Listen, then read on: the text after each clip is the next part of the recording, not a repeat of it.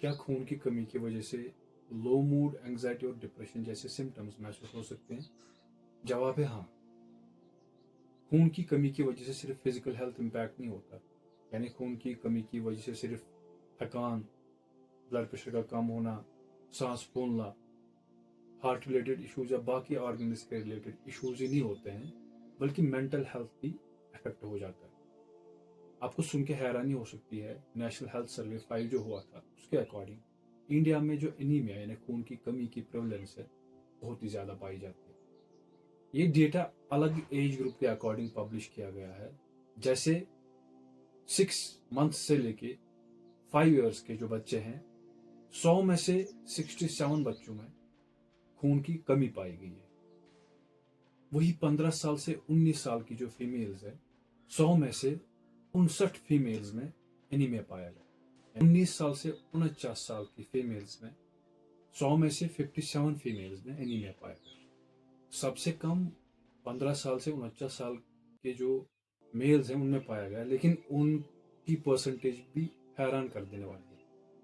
100 में से 25 लोग जो 15 साल से 49 साल की उम्र के हैं, मेल्स, 25 लोगों को 100 में से एनीमिया पाया गया। तो इस सर्वे के अकॉर्डिंग, जो नेशनल हेल्थ सर्वे 5 हुआ था, इसके अकॉर्डिंग इंडिया में बहुत ही ज़्यादा एनीमिया, बहुत ही ज़्यादा खून की कमी पाई गई।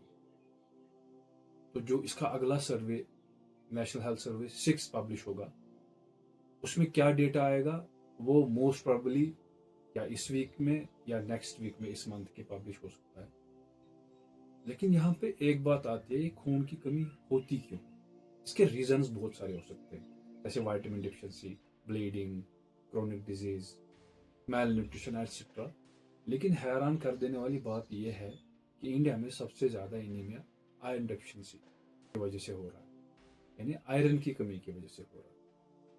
तो आप सोच रहे होगे, इतनी सिंपल डिफिशिएंसी और इतनी ज़्यादा आम, ऐसा क्यों है? ये आयरन की कमी क्यों होती है? ये समझने के लिए आपको ये जानना पड़ेगा कि आयरन के दो टाइप्स होते हैं। एक होता है हीम आयरन और दूसरा होता है नॉन हीम।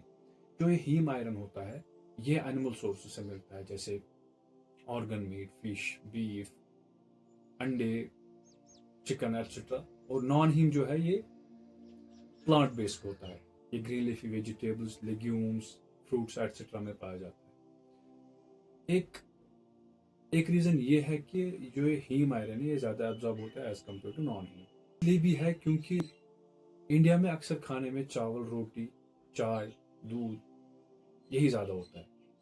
इन चीज़ों में कुछ एलिमेंट्स होते हैं जिनको न्यूट्रिएंट ब्लॉकर्स बोलते हैं। फाइटेट्स, टैनिन्स, पॉलीफिनॉल्स, कैल्शियम या आयरन को जज़ब होने से रोकते हैं। जैसे रोटी और चावल में फाइटेट्स होते हैं, चाय में टैनिन्स और पॉलीफिनॉल्स होते हैं, दूध में कैल्शियम होता है। ये सारी चीज़ें, ये तो आयरन अच्छे से एब्जॉर्ब नहीं हो पा रहा, खासकर अगर वो नॉन हीम आयरन है। तो अब इस प्रॉब्लम का क्या सोल्यूशन है? सप्लीमेंटेशन एक सोल्यूशन है, लेकिन सप्लीमेंट भी अगर इन्हीं चीज़ों के साथ खाया जाएगा तो वो भी अच्छे से एब्जॉर्ब नहीं होगा। तो उसका सोल्यूशन ये है कि ये खाली पेट खाया जाए। लेकिन वहाँ पे एक और प्रॉब्लम अराइज होती है, क्योंकि अक्सर लोग कंप्लेंट करते हैं कि आयरन खाने से उनके पेट में इश्यूज आते हैं, उनको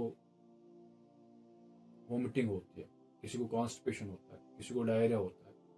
तो जीआई सिम्टम्स आते हैं बहुत सारे लोगों को, वो इस वजह से उसको खाने से पहले नहीं खा पा रहे। इवन खाने के साथ खाने पे भी उनको ये सिम्टम्स आ रहे हैं, जबकि वो उतना एब्जॉर्ब ही नहीं होगा due to nutrient blockers, phytates, tannins, polyphenols और कैल्शियम की वजह से।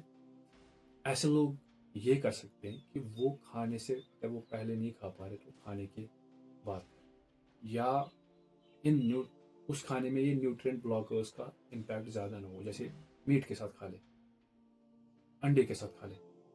या वो इसमें ऐड कर सकते हैं कुछ ऐसी चीज़ जो इस आयरन के एब्जॉर्प्शन एनहेंस कर सकता है, लाइक विटामिन सी, जैसे लेमन जूस, ऑरेंज जूस या विटामिन सी के सप्लीमेंट्स।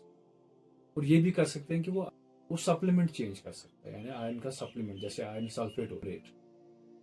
यानी फेरस सल्फेट और फेरस फ्यूमरेट जो है, ये 2 कॉम्बिनेशंस पाई गई, ये ज़्यादा जो है ऐसे सिम्टम्स लोग कंप्लेन करते हैं।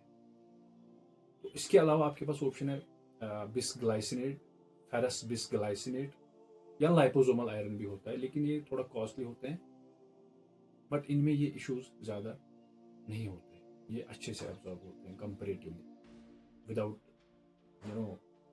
Giving much side effects, GI symptoms और बाकी प्रॉब्लम। तो अब कुछ चीज़ों का ध्यान रखना है अगर कोई आयरन सप्लीमेंट ले रहा है। अगर वो किसी दिन बीमार है उस दिन ना ले, क्योंकि ये जो आयरन है ये बैक्टीरिया को फीड करता है, अगर इन्फेक्शन होगा वो वर्स हो सकता है आयरन खाने की वजह से। तो इलनेस के टाइम पे आयरन को अवॉइड करें। दूसरी चीज़, आयरन को इनडिस्क्रिमिनेटली ना खाए कि आपको ज़रूरत ही नहीं है और आप खाए जा रहे हो। उससे क्या होता है, वो टॉक्सिसिटी हो जाती है, लिवर टॉक्सिसिटी हो सकती है, लिवर पे सिट्रस पड़ जाता है, लिवर इंजरी भी हो सकती है। तो इन चीज़ों का ध्यान रखना है। अब यहाँ पे एक और चीज़ का ध्यान रखना है कि आयरन ज़्यादा तो नहीं हो रहा है, ये कैसे पता चलेगा? एच से पता नहीं चलेगा, क्योंकि आयरन बॉडी में एज एच स्टोर नहीं होता, एज फेरिटिन स्टोर होता है। तो उसके लिए आयरन स्टडीज फिर हम करवाते हैं, जहाँ पे हमें लगता है उसमें फेरिटिन लेवल हम चेक करते हैं। तो इस प्रेजेंटेशन में आपने समझा होगा कि एनीमिया की प्रेवलेंस कितनी ज़्यादा है इंडिया में, और और एनीमिया क्यों हो रहा है, और अगर एनीमिया के लिए इंटरवेंशन किए जा रहे हैं वो फेल क्यों हो रहे हैं। इस प्रेजेंटेशन को अच्छे से समझने के बाद आप बहुत सारे खर्चे और बहुत सारी दिक्कत टाइमली इंटरवेंशन करके प्रिवेंट कर सकते हैं।